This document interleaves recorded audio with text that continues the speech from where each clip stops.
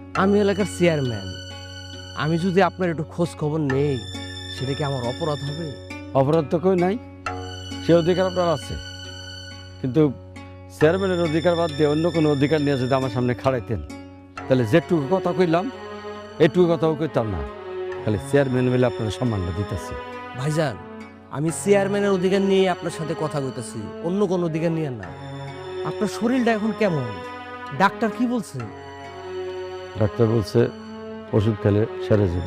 ভাইজান, আমি আপনার শহরে নিয়ে যাব, শহরে নিয়ে বড় ডাক্তার দেখাবো, খরচাপাতি যা লাগবে সব আমি দিব। ভাইজান, এই যে ঠান্ডা কাশি, এগুলো কিন্তু ভালো না, এগুলো বড় রোগের লক্ষণ। কোন অধিকারে আপনি আমার চিকিৎসা করাবেন? কেন চেয়ারম্যান? কারো দয়া লয়া চিকিৎসা করে আমি বাঁচতে চাই না। না,